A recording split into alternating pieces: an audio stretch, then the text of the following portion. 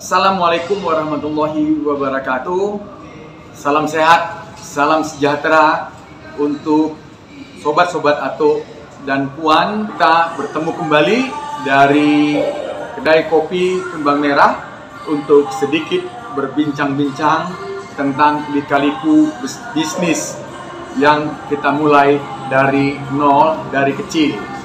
Beberapa hari lalu Ato mendapat pesan WA secara japri dari seseorang di Tangerang. Intinya pertanyaan, awalnya dia mengatakan, "Tuh, saya saat ini bekerja di sebuah pabrik, tetapi saya sudah segera ingin keluar dari tempat pekerjaan. Saya ingin memulai untuk melakukan bisnis. Tapi masalahnya tuh, saya bingung. Bisnis apa yang mesti saya lakukan? Ada ketertarikan untuk berbisnis fashion. Pun saya juga merasa bingung. Apakah fashion anak-anak, fashion untuk wanita, hijab, fashion laki-laki, pakaian olahraga, dan lain sebagainya. Kira-kira bagaimana tuh caranya untuk memilih bisnis yang bisa saya lakukan dalam waktu dekat ini?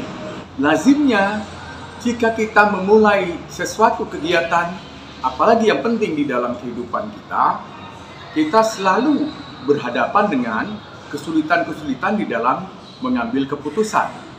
Apa sebenarnya yang menyebabkan permasalahan itu? Karena kita khawatir kesalahan di dalam mengambil keputusan akan berakibat fatal, terutama dengan risiko itu. Di dalam misalnya, kita akan memulai bisnis, memilih bisnis. Kesalahan di dalam memilih bisnis itu bisa jadi akan menyebabkan kita mendapatkan kerugian.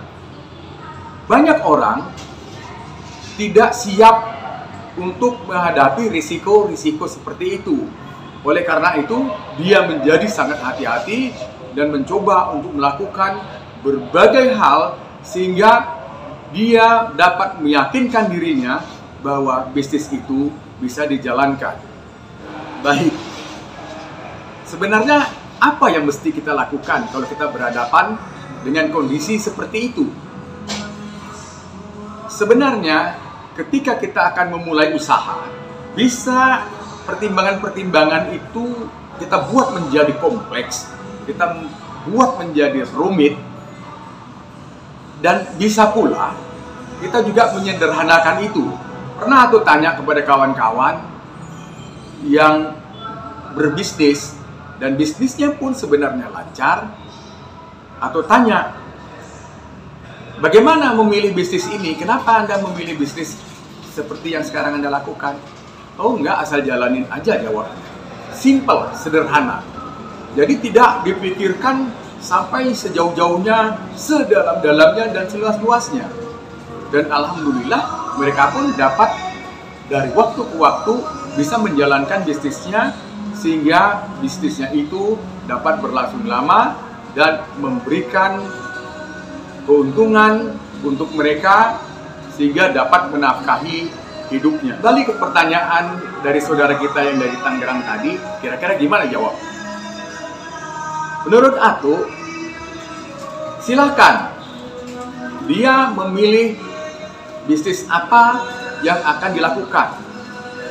Misalnya kalau dia terjun di bisnis fashion, dia bisa memilih untuk berbisnis pakaian anak, berbisnis pakaian wanita, berbisnis kerudung misalnya, hijab, bisa pula berbisnis baju pria, bisa berbisnis perlengkapan rumah tangga, atau dia bisa juga berbisnis bidang-bidang yang lain.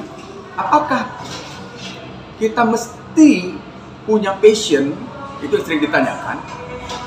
Passion untuk objek yang menjadi bisnis kita. Jawabnya bisa iya dan bisa juga tidak. Kenapa begitu? Bisnis itu kalau menggunakan passion, keuntungannya orang yang menjadi pelakunya akan lebih tidak terbebani dengan pekerjaan. Tapi seandainya kalau dia tidak memiliki passion, tetapi dia memiliki kesungguhan, fokus, keinginan, bagaimana caranya saya harus sukses, maka itu pun bisa dilakukan. Untuk memudahkan sobat-sobat Atuk dan Tuan di dalam memilih bisnis apa yang kira-kira yang cocok untuk dilakukan, atau ingin berbagi, ada tools yang berupa pertanyaan-pertanyaan untuk memancing kita menjawab, sebagaimana yang sering digunakan oleh bidang kewartawanan, yaitu berupa singkatan 5W plus 1H. W yang pertama adalah what? Apa yang mau kita bisniskan? Sekarang kita ambil aja secara acak. Misalnya kita ingin berbisnis di baju seragam sekolah. Kita pilih ini dulu. Lalu kita ikuti dengan pertanyaan berikutnya berupa why. Mengapa kita pilih jenis itu? Nah, sekarang kita mulai untuk mencari informasi sebanyak-banyaknya. Kita melakukan riset kecil-kecilan. Kita mulai jalan ke tempat-tempat penjualan baju seragam. Kita lihat bagaimana perkembangan penjualan baju tersebut. Banyakkah yang membutuhkan? Kapan mereka membutuhkan? Seberapa besar volume penjualan itu? Bagaimana harganya? Nah, ini yang akan kita simpan. Kita simpan data-data ini untuk menjadi pertimbangan kita nantinya. Bagaimana seandainya bisnis ini benar-benar kita pilihkan dan kita jalankan. Setelah what dan why, kita tambah pertanyaannya when. Kapan transaksi penjualan itu dilakukan? Waktunya kapan? Apakah setiap hari, 7 hari di dalam 1 minggu, 12 bulan di dalam setahun, atau hanya waktu-waktu tertentu? Misalnya tadi kita sudah memilih adalah berbisnis baju seragam sekolah. Nah, sering terjadi bahwa kebutuhan itu ada pada menjelang tahun ajaran baru. Hampir seluruh anak sekolah ingin ketika mereka masuk sekolah sudah menggunakan seragam yang lebih rapi, lebih bersih, lebih baru, dan mungkin juga terjadi karena perubahan-perubahan ukuran sehingga mereka tidak menggunakan bajunya yang lama lagi. Nah, ini yang akan kita lihat waktu-waktunya. Nah, bagaimana ketika waktu tidak pada saat ajaran baru? Apakah masih tetap dibutuhkan? Kita lihat nanti.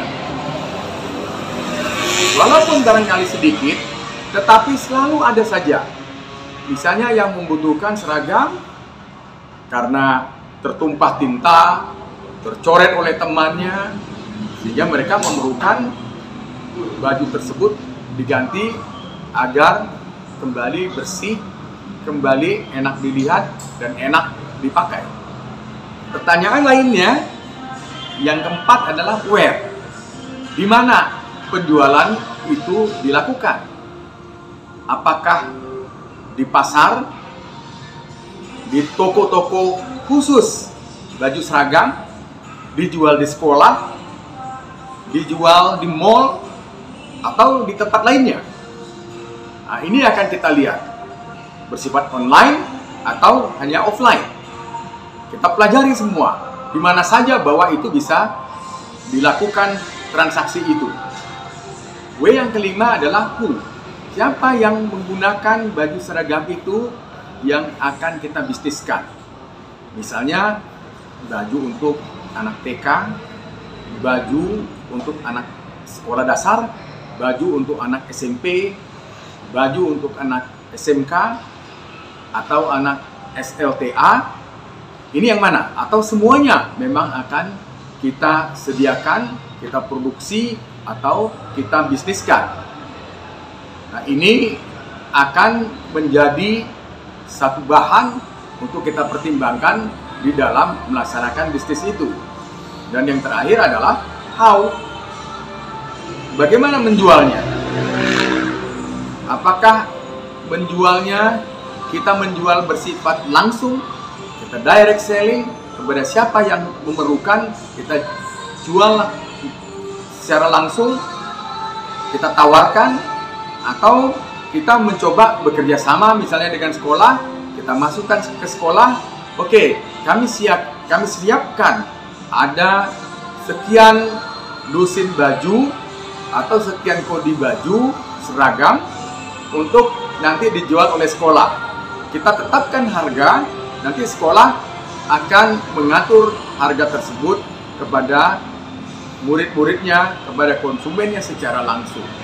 Kemudian bagaimana juga kalau kita menjualnya kepada pedagang misalnya. Ini pedagang-pedagang itu menjadi reseller kita. Nah, ini bagaimana caranya? Apakah memungkinkan? Kita lihat siapa yang mau menjual ini. Bagaimana aturan mainnya? Apakah cash and carry? Mereka membayar tunai pada saat mengambil barang dan nanti kembalinya, misalnya barang-barang yang tidak terjual dikembalikan dengan kita dan kita akan kembalikan juga secara cash. Nah, jadi dengan pertanyaan 5W plus 1H ini kita akan mulai mendapatkan gambaran. Walaupun belum secara detail, belum secara tepat, tetapi bentuknya sudah mulai terlihat.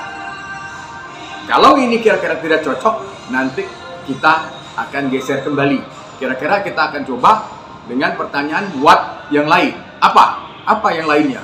Misalnya kita akan coba baju bayi. Nah, kita akan gunakan pertanyaan-pertanyaan ini untuk menjawab kira-kira seperti apa profil atau gambaran baju bayi itu.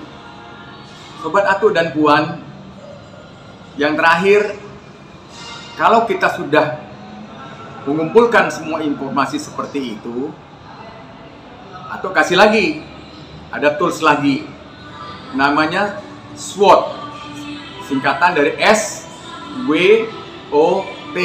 Kalau di dalam bahasa Inggris, S, W, O, T. S-nya adalah strength, W-nya atau W-nya adalah weakness, O-nya adalah opportunity, dan T-nya adalah threat, ancaman. Dan informasi dan data yang masuk tadi, kita lihat sekarang. Strength, mas, kekuatan. Kekuatan kita di mana? Misalnya dibandingkan tadi dari vendor-vendor atau penjual-penjual dari baju seragam itu, kita bisa memproduksi dengan harga yang lebih murah. Kemudian kita juga punya kekuatan, kita banyak punya relasi sekolah-sekolah di beberapa tempat, sehingga ini akan memungkinkan kita bisa menjual di sekolah-sekolah tersebut dengan harga yang memberikan peluang untuk berbagi antar kita, misalnya dengan pihak sekolah, dan kepada konsumen tetap tidak dirugikan karena harganya masih terjangkau. Dan kita juga menjadi tidak sulit untuk menjualnya karena sekolah-sekolah akan melayani murid-muridnya yang memerlukan baju seragam itu. Sehingga kita tidak perlu untuk mengukur, kita tidak perlu untuk melayani mereka, tetapi itu semua sudah dilakukan oleh pihak sekolah. Nah, kalau kita sudah misalnya ada beberapa kekuatan-kekuatan yang kita punya, maka ini merupakan nilai lebih yang kira-kira bahwa kalau kita akan terjun di bisnis ini, kita akan mendapatkan nilai lebih dibandingkan pihak lain yang tidak memiliki hubungan-hubungan untuk memudahkan mereka melakukan penjualan. Dan kemudian kita lihat, apa kelemahan kita? Weakness kita apa? Misalnya, kelemahan kita adalah pemain baru, sehingga selain sekolah itu, kita tidak mengetahui, belum memiliki hubungan dengan pihak-pihak yang bisa menjual. Dan kemudian, kita belum mempunyai, katakanlah, toko online di marketplace. Ini yang nanti harus menjadi masukan buat kita, bagaimana caranya untuk bisa mengatasi kelemahan-kelemahan ini. Nah, kita pelajarilah bagaimana kalau kita membuka toko di online, atau bagaimana kalau kita juga selain online, kita buka juga misalnya offline penjualan, entah di rumah kita atau di tempat lain atau kios lain, atau kemudian kita menawarkan dengan pihak-pihak yang lain bagaimana untuk memperkuat jaringan pemasaran kita. Kemudian opportunity. Ini adalah peluang kita. Sebesar apa peluang kita? Kita lihat bahwa kebutuhan-kebutuhan misalnya di suatu daerah ini masih belum terpenuhi oleh supplier-supplier atau produsen-produsen baju. Misalnya daerah itu adalah misalnya agak jauh dari kota, sehingga mereka harus mencari sendiri ke kota karena di sana tidak tersedia banyak pilihan. Oleh karena itu, mungkin kesempatan ini harus kita gunakan. Kita memiliki opportunity, kita memiliki kesempatan untuk bisa menjadi unggulan di sana. Yang terakhir adalah threat, ancaman buat kita. Seandainya kalau kita tidak melakukan langkah-langkah yang terbaik, kita tidak bisa menutupi kelemahan-kelemahan kita tadi, apa ancaman untuk kita? Misalnya di sana kita akan kalah dengan lawan-lawan yang mungkin akan melirik tempat-tempat yang kita anggap tadi berpeluang itu untuk dia ikut bermain di sana, sehingga kita tidak mampu berkompetisi dengan lawan-lawan kita atau kompetitor kita di situ. Nah, jadi disinilah kita akan melihat bagaimana memilih untuk bisnis yang baru. Kita tinggal bisa oret-oret sedikit.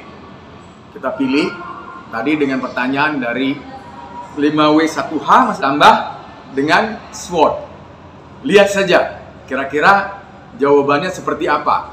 Semakin detail data yang kita peroleh, semakin mampu kita untuk dapat mengatasi persoalan-persoalan sesuai dengan data yang masuk kepada kita, maka peluang kita akan semakin besar. Sehingga kita tidak perlu menjadi takut, kita tidak perlu menjadi ragu-ragu, kita jangan khawatir untuk dapat terjun ke dalam bisnis itu. Kata mereka yang sudah berpengalaman, bisnis itu, pelajaran yang paling penting yang harus dilakukan adalah langsung saja dimulai, karena nanti akan datang ilmunya sendiri. Kata orang asing, kata orang dalam bahasa Inggris, learning by doing. Dengan melakukan kita akan dapat belajar. Kira-kira apa lagi? Karena tidak mungkin begitu kita terjun, semuanya akan berjalan mulus seperti jalan tol. Tetapi percayalah, dengan doa, dengan usaha, sobat-sobat kawan Atu akan bisa sukses untuk dapat berbisnis. Assalamualaikum warahmatullahi wabarakatuh.